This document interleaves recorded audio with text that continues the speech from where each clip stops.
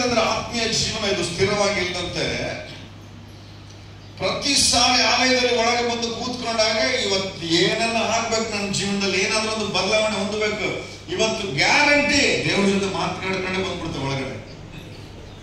But ಆದ್ರೆ ನಮ್ಮ ಬದುಕುಗಳು ಹೇಗಿದಾವ ಅಂತಂದ್ರೆ, ಒಂದು ಎಕ್ಸಾಂಪಲ್ ಹೇಳ್ತಾನೆ ಕೇಳಿಸಿ. ಹಾವಾರ್ಡ್ ಸರ್ ನೋಡಿದ್ರಲ್ಲ, ಹಾವಾರ್ಡ್ ಸರ್ ನೋಡಿರ, ಹುಟ್ಟಿನಲ್ಲಿ ಹಾವು ತಗೊಂಡ್ಬರ್ತಾರ ಅವರು, ಮನೆ ಮನೆಗೆ ತಗೊಂಡ್ಬಂದು ಹಿಂಗ್ ತೋರಿಸ್ತಾರೆ. ತೋರಿಸಿದಾಗ ಯಾರೋ ಸ್ವಲ್ಪ ಕಾಯಿನ್ ಹಾಕ್ತಾರೆ ಅದರಲ್ಲಿ.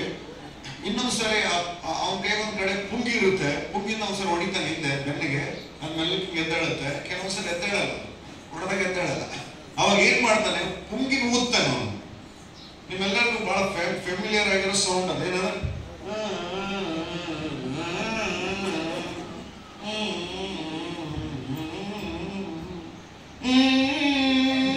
ಫುಲ್ಲು ಸೂಪರ್ ಆಗುತ್ತೆ. ಸೊ ಅದು ಏನಾಗುತ್ತೆ ಅಂದ್ರೆ ಹಾವು ಹಿಂಗಿರುತ್ತೆ, ಮಲಗಿರುತ್ತೆ ಒಂದ್ ಕಡೆ.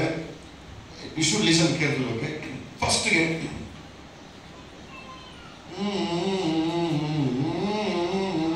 You should look at my hands. Okay, ನನ್ನ ಕೈ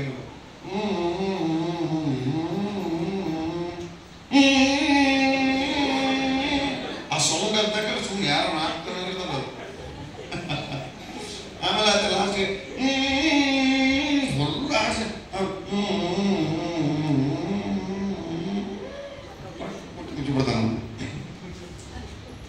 ಸೊ ಇವತ್ತು ಸೇವಕರುಗಳ ಆಲಯದಲ್ಲಿ ಬಂದು ವಾಕ್ಯ ಹೇಳೋದಕ್ಕೆ ಬಂದಾಗ ನಮ್ಮ ವಿಶ್ವಾಸ ಜೀವನದಲ್ಲಿ ಇವತ್ತು ಏನಾದ್ರೂ ಆಗಲೇಬೇಕು ನನ್ನ ಜೀವನದಲ್ಲಿ ಅಂತೇಳಿ ತೀರ್ಮಾನಗಳು ಮಾಡಿ ಲಾಸ್ಟ್ ಕೊನೆ ಪ್ರಾರ್ಥನೆ ಮಾಡಿ ಆಲ್ಟರ್ ಕರೆದಾಗ, ದೇವರೇ ನಾನು ನಿನಗಾಗಿ ಪಾಪವನ್ನು ಬಿಟ್ಬಿಡ್ತಾನೆ, ನಾನು ನಿನಗಾಗಿ ಸ್ವಾಮಿ ಹೀಗೆ ಜೀವಿಸ್ತಾನೆ, ಬದುಕಿದ್ರೆ ನಿನಗಾಗಿ ಅಂತೇಳಿ ಜೋರಾಗಿ ಹಾವಾಡ್ದಂಗೆ ಗಾಡಿ.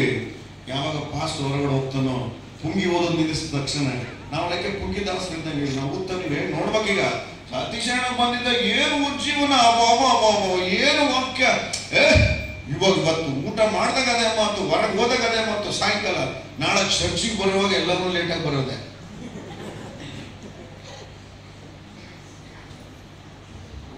ಯಾಕೆ ಗೊತ್ತಾ? ವಾಕ್ಯನ ನೀವು ಬಚ್ಚಿಟ್ಕೊಳ್ಳುತ್ತಿಲ್ಲ ಹೃದಯದಲ್ಲಿ. ವಾಕ್ಯನ ಎಂಟರ್ಟೈನ್ಮೆಂಟ್ ಆಗಿ ತಗೊಳ್ತಾ ಇದ್ದೇವೆ ನಾವು ಅನೇಕರು ಆತ್ಮೀಕ ವಿಷಯದಲ್ಲಿ. ಚೆನ್ನಾಗಿ ವಾಕ್ಯ ಹೇಳಿದಾಗ ಚಪ್ಪಳೆ ಹೊಡಿತೇವೆ, ಚೆನ್ನಾಗಿ ವಾಕ್ಯ ಹೇಳಿದಾಗ ಕೇಕೆ ಹಾಕ್ತೇವೆ, ಚೆನ್ನಾಗಿ ವಾಕ್ಯ ಹೇಳಿದಾಗ ಓ ಇವರಂತ ಸೂಪರ್ ಯಾರಿಲ್ಲ ಬರೀ ಮಾತಾಡ್ತೇವೆ ಹೊರತು ಅದನ್ನ ಹೃದಯದಲ್ಲಿ ಬಚ್ಚಿಟ್ಕೊಳ್ತಾ ಇಲ್ಲ.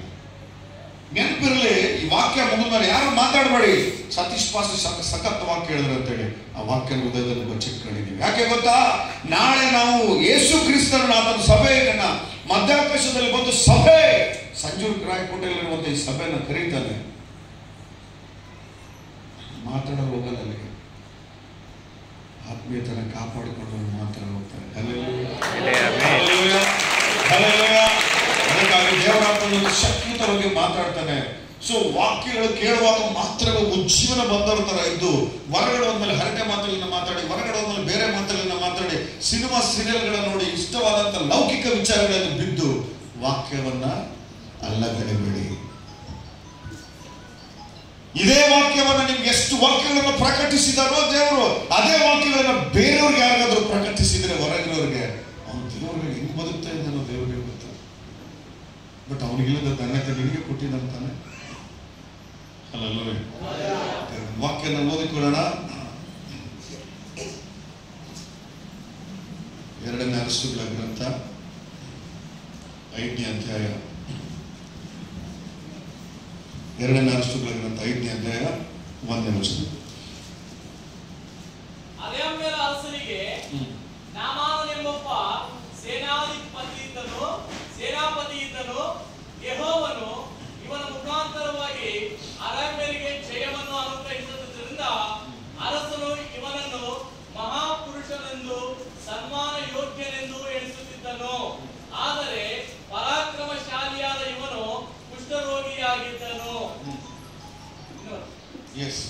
ಅರಾಮ್ಯರು ಒಂದು ಸಾರಿ ಸುಲಿಗೆ ಮಾಡುವುದಕ್ಕೋಸ್ಕರ, 3ನೇ ವಚನ, ಆಕೆಯು ಒಂದು ದಿವಸ ತನ್ನ ಯಜಮಾನಿಗೆ, ನಮ್ಮ ದಣಿಯು ಸಮಾರ್ಯದಲ್ಲಿರುವ ಪ್ರವಾದಿಯ ಹತ್ತಿರ ಇರುತ್ತಿದ್ದರೆ ಎಷ್ಟೋ ಒಳ್ಳೆಯದಾಗುತ್ತಿತ್ತು. Hallelujah. So ಆ ಪಾಸ್ ಎಕ್ಸ್ಪ್ಲೇನ್ ಮಾಡ್ತಾನೆ ಅಷ್ಟೇ. ನಾನು ಏನು ನಿಮಗೆ ಜಾಸ್ತಿ ಕಷ್ಟ ಕೊಡಲ್ಲ. ಅಲ್ಲಿ ಏನು ನಡೀತದೆ ಅಷ್ಟು ಎಕ್ಸ್ಪ್ಲೇನ್ ಮಾಡ್ತಾನೆ, ಚೆನ್ನಾಗಿ ಕೇಳಿಸ್ಕೊಳ್ಳಿ. ಇಲ್ಲಿ ಆರಂಭದ ಅರಸನಾಗಿರುವಂತಹ ನಾಮಾನನು ಒಬ್ಬನಿದ್ದಾನೆ. ತುಂಬಾ ಪರಾಕ್ರಮಶಾಲಿಯಾಗಿರುವವನು, ತುಂಬಾ ಹೆಸರು ಮಾಡಿದ್ದಾನೆ. ನಂತರ ಇವನಿಗೆ ಎಲ್ಲ ಏನಂತಾರೆ ಆಧಿಕ್ಯತೆಗಳಿದ್ದಾವೆ. ಆದ್ರೆ ಅವನಿಗೆ ಒಂದು ರೋಗ ಕಾಡ್ತಾ ಇದೆ, ಕುಷ್ಠರೋಗ. ಇವನು ಯಾವಾಗಾದ್ರೆ ಇಸ್ರಾಯೇಲರ ಮೇಲೆ ಹೋಗಿ ದಾಳಿ ಮಾಡಿ ಬರೋ ಸಮಯದಲ್ಲಿ ಕೆಲವು ಯವನಸ್ಥರಗಳನ್ನ ಹಿಡ್ಕೊಂಡು ಬಂದಿದ್ನೋ, ಆ ಹಿಡ್ಕೊಂಡು ಬಂದಿರೋ ಯವನಸ್ಥರ ನಾನಾ ಪ್ರಾಂತ್ಯಗಳಲ್ಲಿ ಅವರಿಗೆ ಕೆಲಸಕ್ಕೆ ಏನು ಬಿಡ್ತಾ ಇದ್ರು. ಅದರಲ್ಲಿ ಒಂದು ಹುಡುಗಿಯನ್ನ ಮಾತ್ರ ಇವ್ರು ಮನೆಯಲ್ಲಿ ಕೆಲಸ ಮಾಡೋದಕ್ಕೆ ಇಟ್ಕೊಂಡಿದ್ರು. ಚೆನ್ನಾಗಿ ಕೇಳಿಸ್ಕೋಬೇಕು ಮಕ್ಕಳನ್ನ. ಈ ಮಗಳನ್ನ, ಸಣ್ಣ ಮಗುವನ್ನ, ಅಂದ್ರೆ ಜಸ್ಟ್ ಲೈಕ್ ಒಂದು ಮೇ ಬಿ ಹುಡುಗಿ ಅಂತಂದ್ರೆ ಜಸ್ಟ್ ಬಿಲೋ 16 years ಮನೆ ಕೆಲಸ ಮಾಡೋದಕ್ಕಾಗಿ ಇಟ್ಕೊಂಡಿದ್ರು. ಒಬ್ಬ ದೇವ ನಂಬಿರುವಂತ ಮಗಳು ಇಸ್ರಾಯೇಲ್ ಪ್ರಾಂತ್ಯದಿಂದ ಅವರು ಆರಂಭ ಕೊಳ್ಳೆ ಹೊಡೆದು ಹೋಗೋ ಸಮಯದಲ್ಲಿ ಹಿಡ್ಕೊಂಡು ಹೋದ್ರೆ ಆ ಮಗಳು ಆ ನಾಮಾನನ ಮನೆಯಲ್ಲಿ ಕೆಲಸ ಮಾಡ್ತಾ ಇದ್ದಾಳೆ.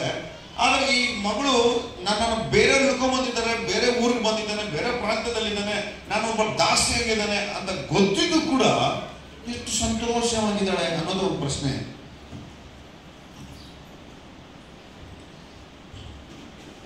ಸಂತೋಷವಾಗಿರೋದು ಒಂದು ಕಡೆ, ಆದ್ರೆ ಆ ಮಗಳು ಏನ್ ಮಾಡ್ತಾಳೆ ಅಂತಂದ್ರೆ ಆ ನಾಮಾನನಿಗಿರುವಂತಹ ಆ ಕುಷ್ಠ ರೋಗವನ್ನ ನೋಡಿ ನಮ್ಮೂರಲ್ಲಿ ಇದ್ದಿದ್ರೆ ಚೆನ್ನಾಗಿತ್ತು, ನಾಮಾನನು ನಮ್ಮೂರಲ್ಲಿ ಪಾಸ್ಟರ್ಸ್ಗಳಿದ್ದಾರೆ ವಾಸನೆ ಮಾಡ್ಬಿಡ್ತಾರೆ ಅಂತ ಹೇಳಿದ್ರು. ಆಳಸಾನಿ ವಾಕ್ಯವನ್ನು ಕೇಳಿದ್ದೇವೆ, ನಿಮ್ಮ ಮಗಳು ಸುವಾರ್ತೆ ಹೇಳಿದಾಳೆ, ನಾವೇ ಜನ ಸುವಾರ್ತೆ ಹೇಳ್ತೇವೆ, ಎಲ್ಲ ಓಕೆ ಫೈನ್. ಆದ್ರೆ ಐಗರಮಿಕ್ಕೆ ಕನ್ನಡ ಅರ್ಥಮೌತಂದ್ರ ಅರ್ಥಮೌತಂದು ಫೈನ್. ಆದ್ರೆ ನಾಮಾನನು ಇಷ್ಟು ವರ್ಷಗಳ ಕಾಲ ಈ ಬಚ್ಚಿಟ್ಟಿರುವಂತ ಈ ರೋಗವನ್ನ ಯಾರು ನೋಡಿದ್ರು? ದೇವನಂಬಿರುವಂತ ಮಕ್ಕಳು.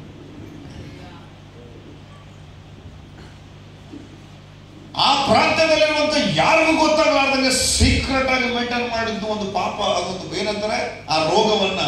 ಬಟ್ ಅದ್ರ ಬೈಲಿ ಬಿದ್ದು ಹೋಗ್ಬಿಡ್ತಾರೆ. ನಾನೇನ್ ಹೇಳ್ತಾ ಇದ್ದೀನಿ ನಿಮಗೆ ಅಂತಂದ್ರೆ, ದೇವರಾತ್ಮ ಹೇಳುವಂತ ವಿಷಯ, ನಾಳೆ ಪರಲೋಕ ರಾಜ್ಯಕ್ಕೆ ಯಾರು ಹೋಗ್ತಾರೆ ಅಂತಂದ್ರೆ ಸೇವೆ ಮಾಡುವಂತ ನಾವು ಇರ್ತೇವೆ ಅನ್ನುವಂಥದ್ದು ಸುಳ್ಳು. ಯೂಟ್ಯೂಬ್ ಅಲ್ಲಿ ಸುಮಾರು ಹಾಡುಗಳನ್ನ ಹಾಕಿ ಸತೀಶ್ ಪಾಸ್ಟರ್ ನೀವು ತುಂಬಾ ಫೇಮಸ್ ಆಗಿದೆ, ನೀವಿರ್ತೀರ ಸುಳ್ಳು. ಪರಲೋಕ ರಾಜ್ಯದಲ್ಲಿ ಯಾರು ಎಂಟ್ರಿ ಕೊಡ್ತಾರೆ ಅಂತಂದ್ರೆ ಪರಿಶುದ್ಧವಾಗಿರುವರು. ಹಲ್ಲೆಲೂಯಾ. ಅದು ಪರಿಶುದ್ಧರ ರಾಜ್ಯ, ಅದು ದೇವರು ಪರಿಶುದ್ಧರು. ಅದಕ್ಕಾಗಿ ಅಲ್ಲಿ ಪರಿಶುದ್ಧತೆ ಇಲ್ಲದೆ ಯಾರು ದೇವರನ್ನು ನೋಡೋದಕ್ಕೆ ಸಾಧ್ಯನೇ ಇಲ್ಲ. ನಾವು ಯಾರೇನಾಗಿದ್ರು ಪರವಾಗಿಲ್ಲ, ಪರಿಶುದ್ಧತೆ ಇಲ್ಲ ಅಂದ್ರೆ ಯು ವಿಲ್ ನೆವರ್ ಎಂಟರ್. ಇಲ್ಲಿ ಏನ್ ನಡೀತಾ ಇದೆ ಅಂದ್ರೆ ಈ ಒಂದು ಏನಂತ ರೋಗವನ್ನು ಮುಚ್ಚಿಕೊಂಡೇ ಬಂದಿದ್ದಾನೆ.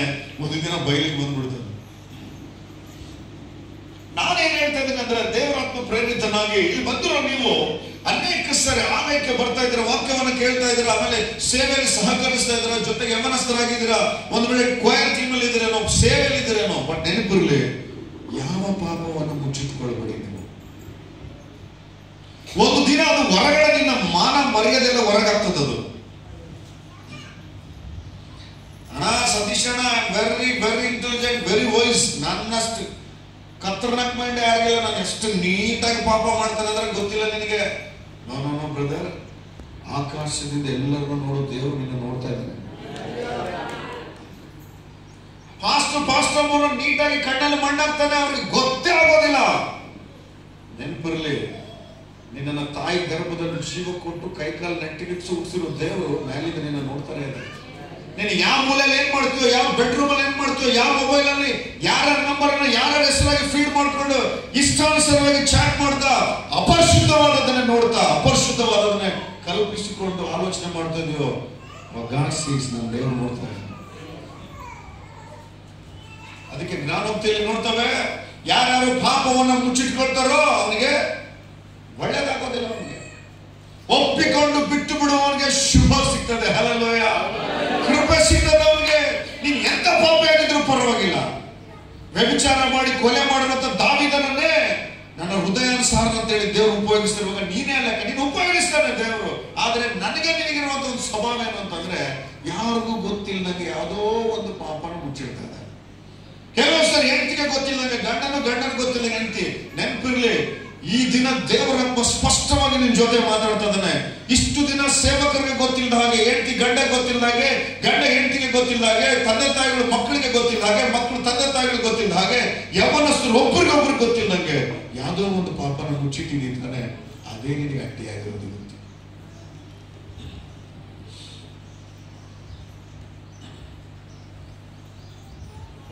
ಒಬ್ಬ ಯಜಮಾನ ಇಬ್ಬರು ವ್ಯಕ್ತಿಗಳಿಗೆ